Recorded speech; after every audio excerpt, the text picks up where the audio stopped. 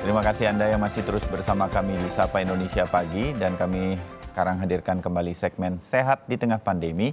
Anda bisa berkonsultasi dengan dokter spesialis yang kami hadirkan pada hari ini. Kali ini semua pertanyaan Anda yang sudah dikirimkan melalui Instagram kami di @sapa_Indonesia_Kompas TV dan juga mungkin sesaat lagi Anda akan melakukan telepon interaktif. Kami akan buka nomor telepon interaktifnya. Kami akan bersama Dr. Alvin Reynaldo, seorang dokter spesialis THT. Dr. Alvin, selamat pagi. Selamat pagi, Mas. Ya, salam sehat selalu. Sama-sama. Dr. Alvin, langsung ya, saya ke beberapa Ya, pertanyaan dari Instagram. Ini yang pertama ada @gunaalhair_21. Dokter, hidung saya kalau menunduk itu mampet dan apalagi di saat cuaca dingin. Saya sudah ke dokter. Dokter mengatakan saya terkena sinusitis. Nah, ini apa solusinya ya, Dok? Makanan apa yang kemudian bagus untuk dikonsumsi untuk orang yang menderita sinusitis? Dr. Alvin. Ya, terima kasih. Siapa Gunaalhair ya? Ya. Ini sebenarnya kalau bicara hidung terasa mampet ini, yang kita mesti tahu adalah biasanya tuh kemungkinan dia udah lama memang. Sudah lama, sudah dari dulu. Dan bila disertai ada bersin-bersin, terutama di pagi hari atau dengan dicampur dengan cuaca yang dingin, itu biasanya tuh kemungkinan ada reaksi alergi memang. Oh. Reaksi alergi. Jadi kita mesti bedakan sama sinusitis. Kalau sinusitis itu udah ditambah ada keluhan lendir hidung ke tenggoroknya, dan mungkin bisa aja sampai fenomena gangguan penciuman yang ringan tuh bisa. Nah itu memang kita mesti lihat dengan foto ronsen. Nah itu lebih baik.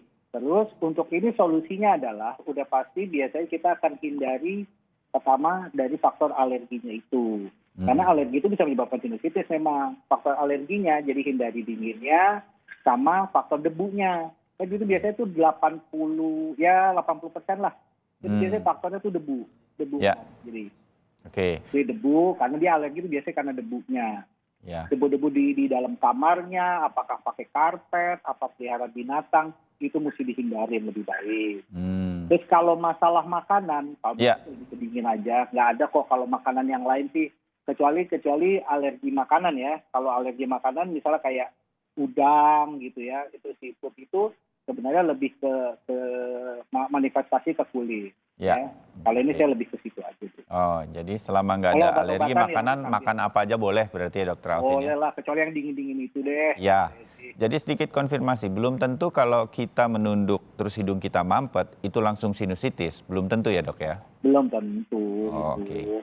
Masih menunduk itu kan mungkin karena terpaparnya kan, terpapar, udah dia ada yang kotor mungkin di situ debunya, ditambah memang kan kita cuaca lagi begini nih, lagi dingin ini, nah itu menambah faktor. Oke, baik, mudah-mudahan jadi wawasan kita bersama. Yang kedua, Dr. Alvin, ini dari @Merlin Broto. Dokter, anak laki-laki saya berusia 9 tahun, di telinganya ada kotoran yang sangat keras, dokter. Anak saya tidak mau dibersihkan telinganya karena dengan alasan geli. Nah, bagaimana ini dokter solusinya untuk anak-anak yang sulit dibersihkan telinganya? Dan apakah kotoran tersebut jika didiamkan saja akan menghambat pendengarannya, akan mengganggu? Apakah kotoran telinga itu nanti akan bisa keluar dengan sendirinya? Atau ada mitos atau fakta mengenai hal ini? Dokter Alvin ini mengenai membersihkan telinga dan kotoran di telinga. Oke, ya, terima kasih Merlin. Ibu kali ya, Ibu Merlin Broto. Ya. Jadi begini, ini kalau kita bicara masalah kotoran yang sangat keras, berarti kan ibunya bisa melihat ke arah liang telinganya ada gumpalan. Nah, gumpalan itu kalau memang ini kalau geli ini lucu juga nih sebenarnya. Ya memang bisa aja, banyak sih pasien saya yang geli itu. Memang kalau memang tidak mau dibersihkan, paling tidak minimal dikasih obat tetes, ya. Obat tetes karbogliserin itu murah meriah, itu karbogliserin itu diteteskan ke liang telinganya. Kalau memang itu gumpalan ya, memang udah jelas lah kelihatan, karena pasti ada bedanya kok. Gitu. Di center aja ke liang telinganya, agak ditarik sedikit dengan tangan ibunya. Nah itu di senternya itu ada gumpalan tuh, tetes aja nanti ditetes dengan karbogliserin. Itu paling tidak itu melunakkan, Mas Bayu. Oh, oke. Gitu, Ya. melunakkan aja dulu. Saya yakin kalau ada gumpalan seperti itu udah pasti mengganggu pendengaran kita pasti ya, Dok ya. Nah, memang salah satu faktor yang membuat jadinya gangguan pendengaran secara ini tidak lebih ke saraf ya, ini Ya. memang karena ada hambatan saja, Ya. itu pasti mengganggu dari pendengarannya, itu jadi nggak nyaman. Ya. Kalau misalnya itu akan keluar sendiri, kalau gumpalannya terlalu besar, Tidak kalau bisa menurut saya sih pasti. akan sulit. Mau nggak mau itu mesti kita bersihkan kan. Ya. Bisa kok nanti emang mau nggak mau kalau udah begini, kalau ternyata karena kalau setelah ditetes dengan karbogliserin itu biasanya agak sedikit-sedikit melunak terus ada yang keluar. Nah, Oke. mudah-mudahan sih bisa saja jadi pendengarannya agak membaik ya. Ya. Cuman diobservasi 2-3 hari, kalau masih seperti itu mau nggak mau memang ke tempat kita. Oke, Gitu. ya paling Ya. aman sambil diperiksa, sambil dibersihkan diperiksa. ke Dokter Alvin Ya. saja harusnya. Iya. Baik, Dok. Ya, jangan disepelekan tapi hal semacam ini ya, Dok ya. Iya, nggak nyaman soalnya. Ketidaknyamanan itu kadang-kadang bikin kesel tuh. Betul. Apalagi zaman kayak begini kan, jadi bikin tambah cemas kan jadinya kan. Ya, ya, ya. Baik, yang ketiga pertanyaan dari netizen Dokter Alvin. Ada Ya. @boysblossom. Pagi dokter, usia saya 25 tahun. 2 tahun lalu telinga saya pernah dibersihkan dokter karena ada terasa berdengung. Akhir-akhir ini telinga saya seperti berdengung lagi dok setiap bangun tidur. Apa yang bisa saya lakukan untuk pertolongan pertamanya sebelum mungkin ke dokter lagi? Bagaimana cara membersihkan telinga yang rutin ini ya dengan baik? Apakah boleh tanpa cotton bud atau korek kuping? Dokter Alvin. Nah, ya. Berdengung ya? Iya, berdengung. Oke. Terima kasih sama Boys Blossom ya. Ya betul. Ini memang kalau masalah telinga kita mesti pikirkan memang sudah berapa lama dan usia. Kalau dari usia sih kalau menurut saya tidak banyak ya yang gangguan dengung ini menyebabkan gangguan pendengaran. Ya. Yang perlu kita pikirkan adalah dengung itu bisa karena kotorannya juga. Apalagi ini sudah 2 tahun. Ya. Biasanya kalau memang faktor itu kotoran ya, dengung itu karena kotorannya, itu 3-4 bulan sekali atau 6 bulan sekali rutin kita bersihkan. Oh, seperti ke dokter gigi jadi ya? Tapi itulah Iya, yang memang sebenarnya baiknya seperti begitu. itu. Iya, Oh. apalagi kalau kelenjar kotorannya aktif. Nah, jadi mesti dilihat. Oke. Lalu lanjutannya, kalau memang apalagi ini dengungnya kembali setiap bangun tidur. Ya. Ya, ini ada faktor juga. Kalau pada saat bangun tidur, kita itu kan dengan cuaca yang dingin, makanya kita disebut THT itu adalah, jadi kalau pada saat tidur tuh kita kan kadang-kadang hidung kita lebih mampet karena dinginnya. Ya. Itu mempengaruhi tekanan ke arah ke arah telinganya. Oh. Okay. Lewat saluran telinga tengahnya. Jadi lewat dalam hidung ke arah telinganya. Jadi kadang-kadang jadi nutup, jadi berdengung. Nah, jadi seperti itu, ya. Jadi secara keseluruhan sebenarnya memang dilihat. Lalu kalau dibilang pertolongan pertamanya, ya sebenarnya kalau sudah rasanya agak kupingnya dengung, terbuka, tertutup, boleh saja pertama minta dilihat sama orang lain untuk ini ada kotoran nggak sih? Ada yang gumpalan seperti tadi yang tadi kita obrolin. Oke. Nah, lalu bisa juga dengan minum obat.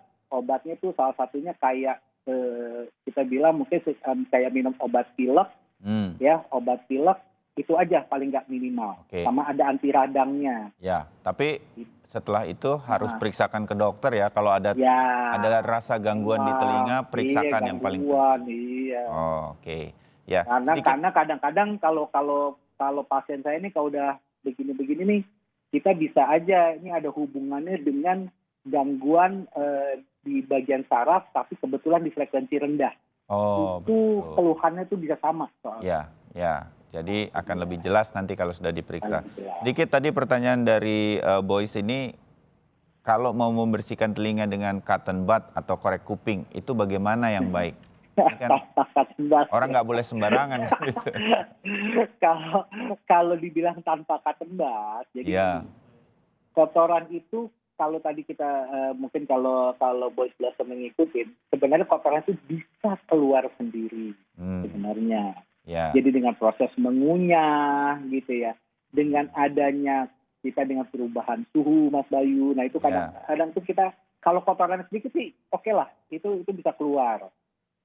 Tapi kalau misalnya kotorannya terlalu banyak, atau kalau misalnya kotorannya sedikit dan itu menutup, ya sebenarnya kalau untuk dikorek telinganya sebenarnya tidak apa-apa gitu. ya, oke, Jadi dengan cotton bud itu sebenarnya. Jadi kalau tanpa cotton bud, kalau saya sih sebenarnya ya proses alam yang tadi saya bilang. ya, Tapi kalau mau ngunyah sampai kapan itu mengunyah terus? Yang ya. ada jadi badan jadi makin lebar jadinya kan.